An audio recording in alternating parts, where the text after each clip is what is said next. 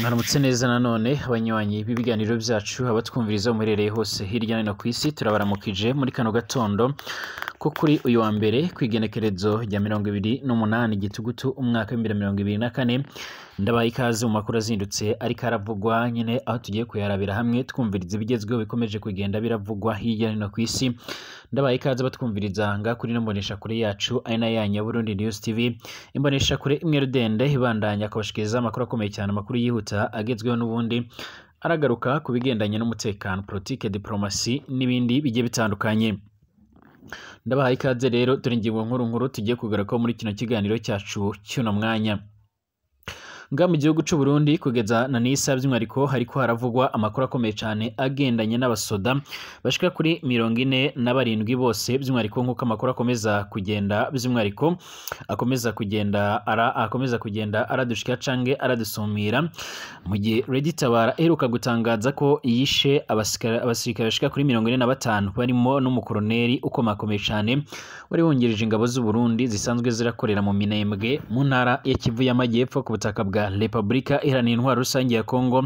Amakuru akomeza kugenda aradushika cange aradusomira aravuga ko nga mu gihugu cy'u Burundi inzego z'umutekano binyuze mu gisirikare bamaze kwemeza ndetse no gufata gahunda by'umwariko yo kujya kwihorera kuri uyu muhari mu nyuma y'iko n'ubundi bamaze imisi bariko by'umwariko mu nyuma y'iko bamaze imisi barawuhiga bukware mu bice byanga muri za Rungurungu aho baje gusenya ibirindiro byabo. Uyu muhari watangaje ko rero by'umwariko bivuganye abo basoda mu nyuma y'ingwano zari zimaze hafi ibyumweru bishika muri 2 zibahuza n'ingabo z'abarundi aho abarundi bamaze imisi barafatanya n'izindi nzego zigiye zitandukanye. Turaza kurabira hamwe rero byinshi bikomeje kugenda biravugwa aho by'umwariko turanagaruka ku byaje kugenda biratangazwa na Pierre Nkurikiye umuvugizi w'ubushikiranganje bwo hagati iterambere rusange ndetse n'umutekano yaje kwitsa kuri ibi bitero byibasiza ingabo z'u Burundi aho yavuze ko Ready Tabara kiri ikibazo gikomakomeye cyane ku mutekano w'u Burundi ndetse akanagaragaza neza yuko by'umwariko bagiye kuzokora ibishoboka byose kugira ngo bahangane n'uyu muhari wa Ready Tabara. Turagaruka ku yandi makuru akomeje kugenda haravugwa mu nyuma y'iko rero by'umwariko hamaze imisi haravugwa yuko inama zihuza ubutegetsi bw'u Rwanda ndetse na Kongo i Rwanda mu gihugu cangora by'umwariko bariko barigira hamwe ibigendanye no gusenya by'umwariko muhari wa FDLR usanzwe urakorera mu mashamba ya Kongo. FDLR yingingiye President Lorenzo by'umwariko wa Angola kuyihuza na leta y'u Rwanda. Turaza kugaruka ku bandi makuru akomeje kugenda aravugwa. Evariste Ndayishimiye yagize ati Burundi nicyo gihugu ca mbere gikize ku isi. Uyu ni President Evariste Ndayishimiye benshi baramuzi nk'umutegetsi asanzwe aratebya cange se agavuga benshi babona yuko avugisha ukuri akunze kugaragara aratungura abantu. Rimwe yigeze gutangaza neza yuko ubwato buvugwa muri Bibiliya bwa Noa by'umwariko bwakorewe nga mu gihugu cy'u Burundi. Ubundi yigeze kumvikana ariko aravuga ko nga mu gihugu cy'u Burundi by'umwariko Edeni ivugwa muri Bibiliya ari yahanga mu gihugu cy'u Burundi ariko aza gushimangira yuko abantu batayibona mu nyuma y'iko rero Imana isa niyabahumye amaso. Rero yongeye gushimangira ndetse no kugaragaza neza yuko u Burundi aricyo gihugu ca mbere gikize ku isi mu gihe nyamara hari icyegeranyo giherutse gushyirwa ahabona cyagaragaje ko u Burundi ari cyo gihugu cya mbere gikenye mu isi hakiyongeraho n'ibindi bihugu bigiye bitandukanye birimo nka Republika ya Centrafrica kwa President Faustin Archange Touadera hakiyongeraho kandi n'ibindi bihugu bigiye bitandukanye birimo nka za Somalia ndetse na Sudani y'Epfo ibihugu biziganjemo ibikomeje kugenda biragaragaramo ingwano za hato na hato. Ni mu gihe kandi haherutse no gushigwa habona icyegeranyo cyongeye gushyira ku mwanya wa mbere igihugu c'abarundi aho iki gihugu cacu ciza by'umwariko cyaje ku mwanya wa mbere mu bihugu bifite abanyagihugu binjiza amahera makeya nk'uko amakuru yama aradushikira. Turagaruka ku yandi makuru akomeje kugenda aravugwa nga muri kino gihugu cacu ciza c'u Burundi aho akomeje kugenda aravugwa by'umwariko amakuru menshi cyane ajya atandukanye kugeza amagingo aya ngaya mu gihe by'umwariko nga mu Burundi hariko haritegurirwa amatora aya matora ategerejwe cyangwa yimirijwe umwaka wa 2025 harakomeje kugenda haranyuruzwa abantu benshi nga muri kino gihugu cacu ciza c'u Burundi. Benshi barakomeza kugenda bamagana ibyo bikorwa bigendanye no kunyuruza abantu nk'uko amakuru yama aradushikira ndetse bakagaragaza neza ko intwaro ya Evariste Ndayishimiye ikwiye gukora ibishoboka byose kugira ngo ibyo bikorwa bigendanye no kunyuruza abantu bice birahagarara. N'andi makuru menshi akomeje kugenda aravugwa hirya no hino ku isi mwese ndabaramukije ndetse n'abahaye ikaze abatwumviriza muri hirya no hino ku isi. waramutse neza cyange wiriwe bigendanye naho uherereye ndakwifuriza gatondo keza ko kuri uyu wa mbere iyi ndwi dutanguye ndakwifuriza kuzayironkamo ibyiza byose wifuza kandi amahoro y'Imana azabane nawe munywanyi w'ibiganiro byacu ho twumviriza aho uherereye hose hirya no hino ku isi abatwumviriza bari ngaha mu gihugu cyacu ciza cy'u Burundi mu karere k'ibiyaga binini abatwumviriza by'umwihariko bari ku mugabane w'Uburaya Aziya Australia Amerika ndetse n'andi hose ndabifuriza kumererwa neza cyane niba ari ubwa mbere usenga rero byonda kwanditse sabone kugira ngo ucaronka amakuru n'ibiganiro byacu bane natwe 5 ndetse amakuru n'ibiganiro byacu by'umwihariko ubisangize ku nshuti zawe. Reka tuyatangurire nga muri kino gihugu cacu ciza cy'u Burundi ahakomeje kugenda haravugwa ibintu byinshi cyane bigiye bitandukanye. Mu nyuma y'iko Red Tabara muri indwi ihejeje gutangaza ko yivuganye abasoda bo Burundi bashika kuri 45 ndetse yakiyongeramo nimwe mu ntwazangabo ikomakomeye cyane yari yongirije by'umwihariko urongo izo ngabo ngaha mu Minembwe mu ntara Kivu y'Amajyepfo. Ku ruhande rw'u Burundi bamaze gutangaza neza yuko biteguye kwihorera ndetse no gusenya uyu muhari wa Red Tabara byanze bikunze. Pierre Nkurikiye avugira ubushikiranganje bwo hagati iterambere rusange ndetse n'umutekano niyari y'umunwa by'umwihariko mu cegeranyo yashyize ahabona aho yashimangiye ko Red Tabara ikiri ikibazo kinini ku mutekano w'u Burundi. Yavuze ko hamaze iminsi ariko haraba ingwano mu bice bigiye bitandukanye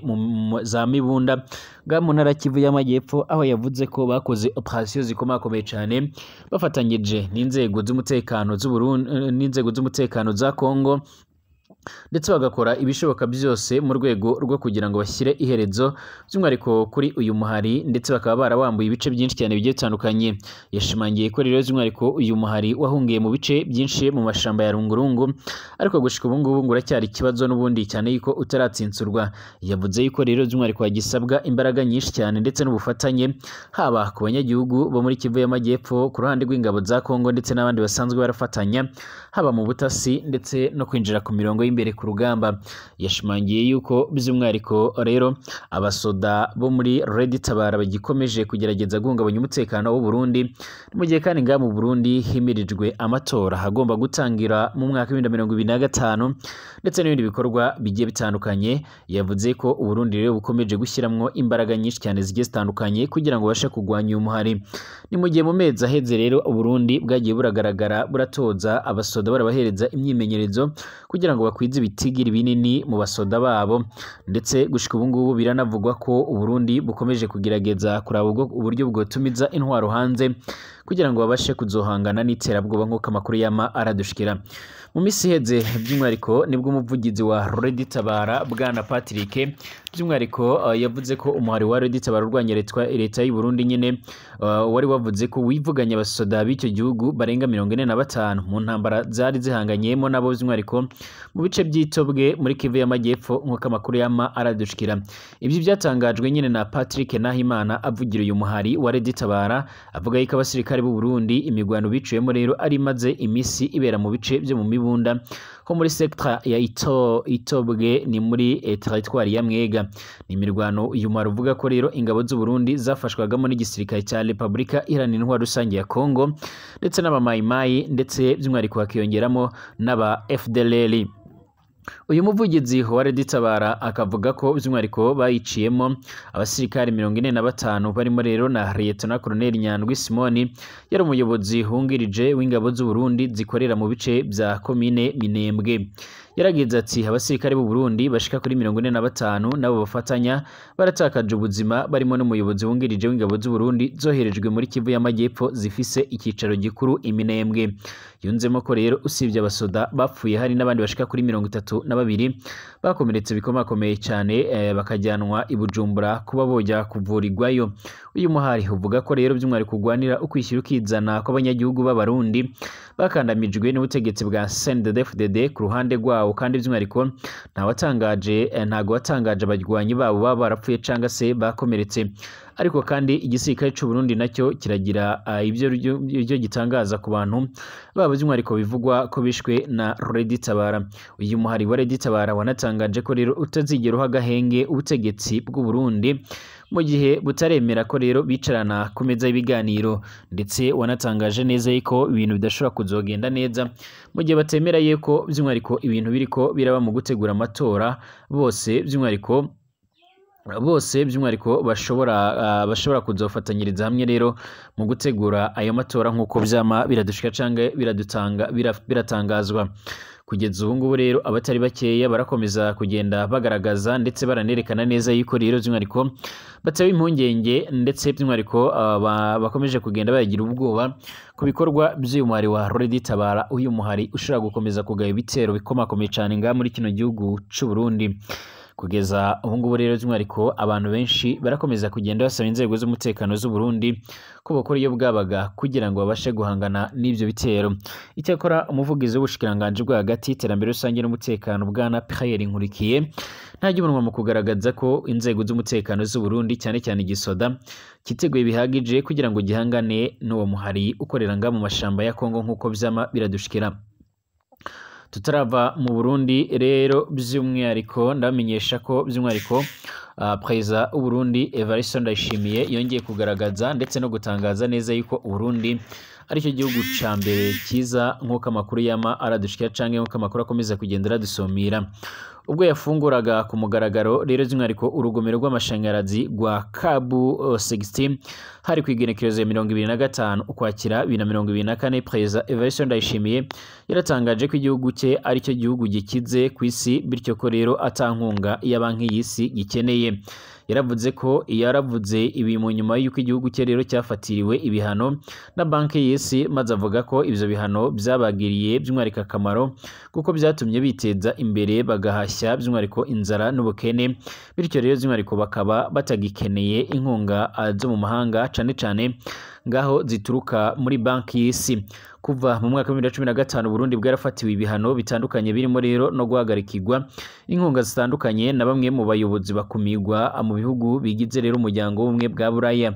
Ubwo yafunguraga rero ku mugaragaro urugomero rw'amashanyarazi rwa Kabu 16 hari kwigenekerezo rya 2025 Gitugutu umwaka wa 2024, Perezida Evariste Ndayishimiye umukuru w'igihugu cacu ciza c'u Burundi yaratangaje ko kuva inkunga bahabwaga rero zihagaze aribwo rero Burundi bwateye imbere, kugeza ubwo rero abanyagihugu bose babonye ibiribwa bihagije, indwara nka bwaki ndetse ziraranduka. Yaragize ati abantu bavuze ngo by'umwihariko nta mfashanyo tuzongera guha u Burundi, byaranshimishije cyane. Kera tugifashwa rero twari tugwaye bwaki, uyu munsi ntayo tukirwaye, twari tukiba muri nyakatsi, uyu munsi tuyibona nk'igitangaza. None reba ibyo turiko turakora, mbere twaravugaga ngo mudufashe, turashonje, turakenye. Yaragaragaje ko kandi by'umwihariko isomo rikomeye cyane yigiye by'umwihariko ku babyeyi ari uko uyu mwana ageze igihe cyo gucutswa nta mbabazi bamugirira, bahita rero bamukura kwibere. Ati ubu ngubu rero ndababwira nti nguriza nzakwishyura, nigeze by'umwihariko no kubwira banki y'isi nti nge nta mfashanyo nkeneye, nge nimungurize nzayabasubiza mu myaka 5 n'inyungu yanyu nyibahereze. Barandeba bati uzayakoresha iki? Nti Uburundi nicyo gihugu ca mbere gikize ku isi, ubwo rero nimuzana amahera murabe ko tutabishyura kandi hakomeza gukira neza. Ndayishimiye Evariste Ndayishimiye akunda kuvuga ko Uburundi rero bukize kubera umutungo kamere. Rero ikibazo ari uko rero utabyazwa umusaruro, nyamara urugomero rwatashywe ku mugaragaro, nta muganda mwiza rero nta muhanda mwiza urugeraho, ndetse yavuze ko banze gutegereza rero umuhanda ngo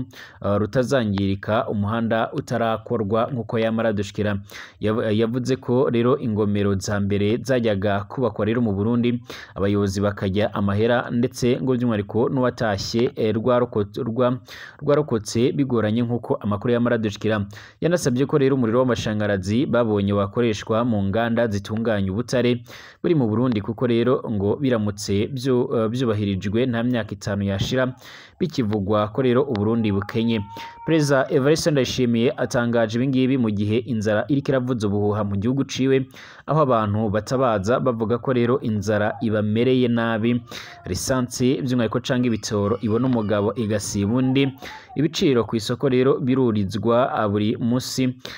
bikaba by'umwihariko bigaragara ko ahubwo na mbere yuko bafatirwa ibyo bihano bari bakenye, gusa mu nyuma aribwo rero aribwo hatatswe ubukene bukomeye cyane muri icyo gihugu. Evariste Ndayishimiye kandi yagiye ku butegetsi asimbuye Petero Nkurunziza, hakaba hateganyijwe rero amatora nga mu gihugu cy'u Burundi yimirijwe mu mwaka wa 2025 nk'uko amakuru yama aradushikira canke aradusumira. Kugeza ubu ngubu rero mu Burundi benshi barakomeza kugenda bagaragaza ndetse baranerekana neza yuko rero by'umwihariko batewe impungenge n'ibibazo byigendanye n'umutekano, ibura ry'ibitoro, ndetse ku ruhande rw'u Burundi abanyagihugu benshi barakomeza kugenda barasaba Evariste Ndayishimiye gutekereza akaba by'umwihariko yakugurira imipaka yugaye by'umwihariko igera ku gihugu c'abanyi c'u Rwanda mu rwego rwo kugira ngo babashe gukomeza ibikorwa bigendanye n'imihahirane nk'uko amakuru yama aradushikira canke nk'uko amakuru akomeza kugenda aradusumira. Uburundi rero by'umwihariko buriteguriye no kwakira inama ikomeye cyane, inama by'umwihariko y'abakuru b'ibihugu n'amareta babarizwa muri Komesa, ndetse gushika ubu ngubu batari bakeya bakaba bavuga ko umutekano w'abayobozi bo muri iyo nama nawo usa n'ugererwa ku mashyi nk'uko amakuru yama aradushikira. Kugeza ubu ngubu kandi muri kino gihe amatora yimirijwe nga mu gihugu cy'u Burundi, birasa naho ibikorwa byo kunyuruza abantu byongeye kwibonekeza ku buryo bukomakomeye cyane, ndetse abatari bakeya bakaba bashimangira ndetse banagaragaza neza yuko by'umwihariko aricyo gihe kigaragaramo ibikorwa byo kunyuruza abatari bakeya, cane cyane babarizwa mu migambwe irimo nka CNL, Sawanya-Frodebu ndetse na Eprona. Ni bimwe mu migambwe ikomeza kugenda igaragaza ko iteye impungenge n'uburyo rero abantu bakomeje kugenda baranyuruzwa muri rusange. Gushika ubu ngubu rero abatari bakeya barakomeza kugenda bamagana intwaro ya Evariste Ndayishimiye, bavuga ko intwaro ya Evariste Ndayishimiye ikomeje kugenda iranyuruza abatari bakeya cyane. Mu nyuma y'ikiri Rwanda mu gihugu ca Angola hamaze imisi harabera inama ikomakomeye cyane n'ibiganiro byagiye berahuza abo ku ruhande rw'u Rwanda na Repubulika Iharanira Intwaro Rusange ya Kongo, ndetse no mu bindi bice bigiye bitandukanye nk'uko amakuru yama aradushikira. Ibikomeje kugenda biratangazwa, biravugwa yuko umuhari wa FDLR wongeye gusaba ndetse ugasaba umuhuza Joe Lorenzo ko yobahuza na leta y'u Rwanda. Uyu muhari wa FDLR washyizwe ku rutonde rero rw'imihari yitera bwoba wagize uruhare rero muri jenoside yakorewe abatutsi mu Rwanda mu mwaka w'1994. Kuri ubu by'umwihariko barizwa mu mashamba ya Kongo, uraherutse kwandikira President Joe Lorenzo by'umwihariko umuhuza ku makimbirane hagati y'u Rwanda ndetse na Kongo, by'umwihariko ko yobafasha nabo rero akabahuza na leta y'u Rwanda nk'uko abigirira leta ya Repubulika Iharanira Intwaro Rusange ya Kongo. Mu ibaruwa rero baherutse kwandika ku igenekerezo rya 22 Gitugutu 2024 dufitiye kopi by'umwihariko bakayandikira President Joe Lorenzo by'umwihariko, ndetse kopi yayo bakayigenera abaperezida b'ibihugu bya Afurika rero y'Iburasirazuba, by'umwihariko n'uw'u Rwanda, arimo rero ifise umutwe rero ugira uti uruhare rwa FDLR mu kugarukana amahoro mu karere. Iyi baruwa rero bayiteruye bagira bati nyakubahwa Perezida Joe Lorenzo by'umwihariko perezida wa Angola rero ukaba n'umuhuza hagati y'u Rwanda na Repubulika Iharanira Intwaro Rusange ya Kongo, nk'umuntu watoranyijwe n'umuryango w'ibihugu byo mu bumwe bwa Afurika nk'umuhuza hagati ya Repubulika Iharanira Intwaro Rusange ya Kongo ndetse n'u Rwanda mu ntambara. Nka FDLR twarasanze ubuhanga bwanyu ndetse no kwitanga kwanyu rero byakomeza kugira uruhare rero mu kugarukana amahoro arambye by'umwihariko mu karere ibiyaga bigari by'umwihariko bya Afurika, kuko rero twasanze ikibazo cy'u Rwanda ari ikibazo cya politike, ari nayo mpamvu rero dushyira ibiganiro imbere kuruta uko rero twofata intwaro. Bati niyo mpamvu rero twemeye gushyira ibigwanisho hasi no gukusanyiriza hamwe rero abagwanyi bacu muri 2001 rero ikanyabayonga Warungu ndetse na Kisangani 2014 ku mugaragaro imbere y'amahanga areba by'umwihariko twifashijwemo n'ingabo za SADC, ariko na n'ubu ngubu akaba atacyo byagezweho, kuko rero u Rwanda rwahakanye ko rero tutagirana ibiganiro nabo batavuga rumwe. Uyu muhari wa FDLR kandi ugizwe hanini n'abagwanyi basize barakoze jenoside yarakorewe abatutsi mu Rwanda avuga ko by'umwihariko utigeze uhwema mu gushaka ko rero u Rwanda guhagarara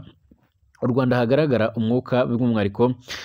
mwiza wa politike, umubano mwiza, ubukungu hamwe n'umutekano ku banyarwanda bose ndetse n'impunzi zigatahuka ku bushake, ariko ari nayo mpamvu bakomeje guhamagarira ubutegetsi bwa Kigali rero kwicara ku meza y'ibiganiro nabo rero nabo batavuga rumwe kugira ngo ikibazo cy'u Rwanda gishakirwe igisubizo. FDLR gasaba Perezida Joao Lourenço rero yuko yokoresha ubunararibonye bwiwe by'umwihariko n'igihagararo afise mu karere mu gusaba leta y'u Rwanda ngo yemerere rero kuza ku meza y'ibiganiro n'abarwanyi kugira ngo by'umwihariko amahoro aboneke mu karere k'ibiyaga binini cyane by'umwihariko uburasirazuba bwa RDC. Ubusanzwe umuhari wa FDLR rero numwe mu mihari yitwaje ibigwanisho leta y'u Rwanda, ukaba urwanya leta y'u Rwanda, ukaba ufise ibirindiro byabo rero mu burasirazuba bwa Kongo. Ivyegeranyo bya ONU nabyo rero byaragaragaje ko FDLR iri mu mihari yitwaje ibigwanisho ndetse inafasha leta ya Kongo mu ntambara ihanganyemo n'umuhari wa M23 urwanya leta ya Kongo, nkuko amakuru yama aradushikira cange nkuko amakuru akomeza kugenda aradusumira. Kugeza ubu ngubu rero by'umwihariko harakomeza kugenda hibonekeza ibibazo bikomeye cyane ndetse binateye ubwoba bigendanye by'umwihariko n'urugamba rukomeye cyane rukomeje kugenda rurafata indi ntera, ndetse kugeza ubu ngubu abatari bakeya bakaba bariko bamaganira kure ibikomeje kugenda biraba. Ndabashimiye abanywanyi b'ibiganiro byacu, abatwumviriza muherere hirya no hino ku isi, mwese mukomeze kugira ibihe byiza.